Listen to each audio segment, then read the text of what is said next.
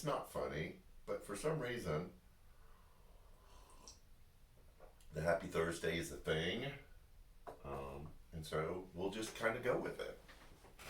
Hope you're having a great day. Hope you have a great weekend.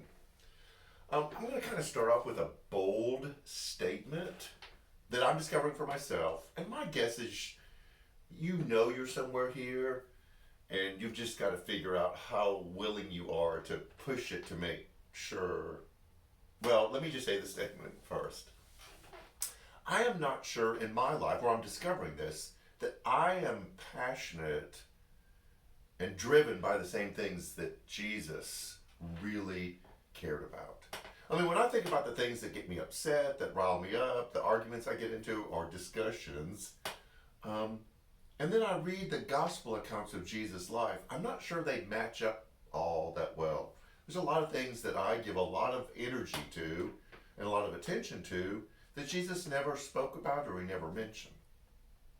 Not saying that Jesus didn't care about those things. I just think that I could do a lot more alignment in my life, making sure that I am passionate and concerned about the things that Jesus was. And my guess is if you look at your recent social media posts or the conversations you've gotten into or the things on the news that make you mad, you're going to find a lot of misalignment also.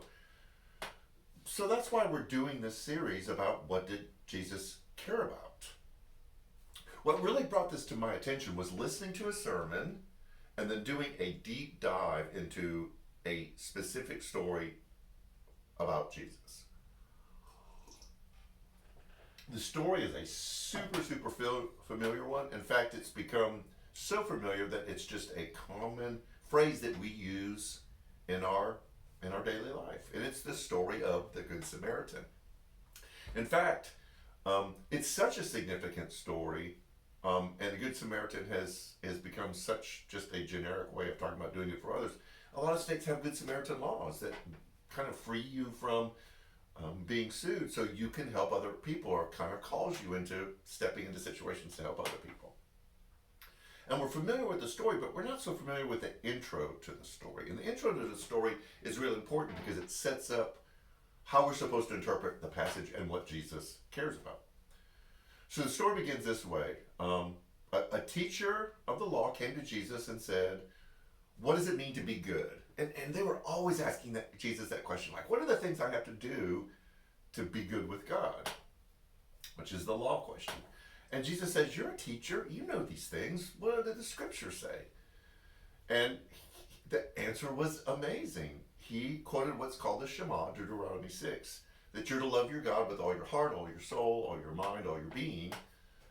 And then he said the second one, which we've heard Jesus say before, that we thought was a new saying, but it really was in the Old Testament. And the teacher told Jesus to love your neighbor as yourself.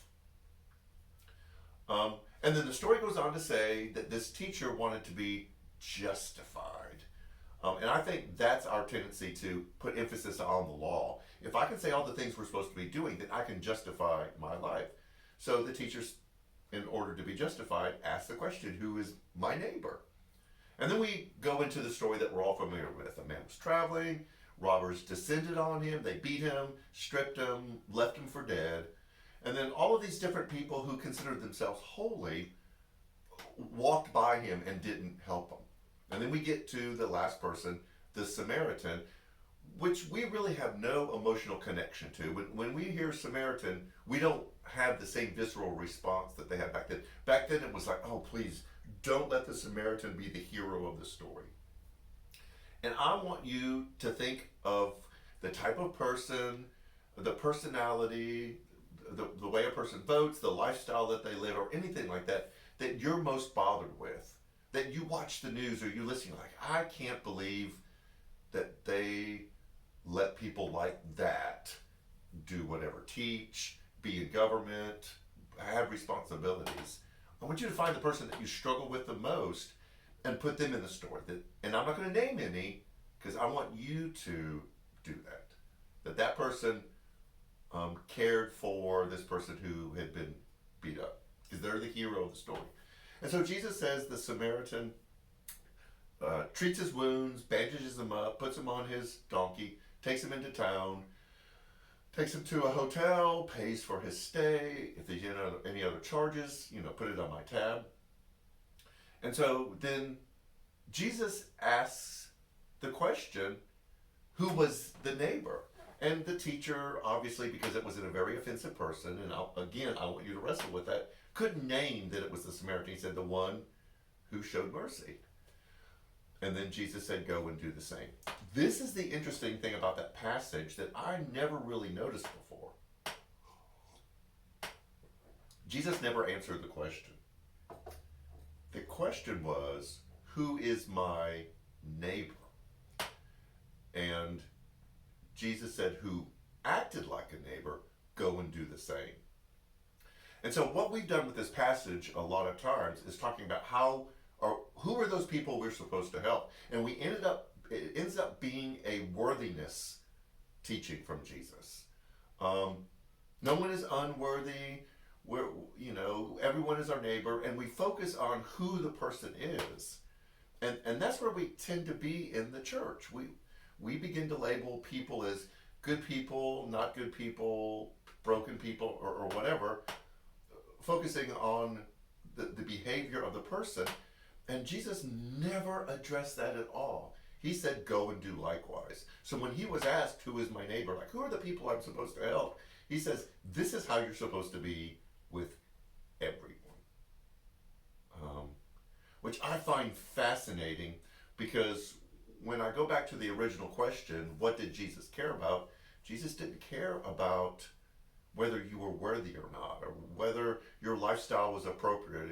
And there were so many people he ran into that he could have addressed their specific behavior, but it was constantly about how we treat other people. So I am continuing to find that it's not our theology about issues or people that drives how we should be and what Jesus cared about. It's that there is this continual affection and kindness shown to all people because we don't recognize the things that bother us. And I am still wrestling with this story. So, do you care about the things that Jesus cares about? And before you too quickly say, well, of course I do, be willing to do a little investigation, a little inner work to see if that's true. Go through the Gospels and see what Jesus taught and what he cared about, and see if it's the same things that you care about and that concern you. I'm still going to wrestle with this. So this Sunday we begin a new series. What did Jesus care about? We hope that you join us. We're down the wrong way. We hope that you join us. We have a lot going on. Check out all our social media. We've got the Easter egg hunt coming on April 16th. We need donations of eggs and of candy, and especially volunteers. If you would like to help out with that, please sign up, and we'll make sure that we get you set. So, have a great weekend. Enjoy yourself. See you Sunday, either in person or online.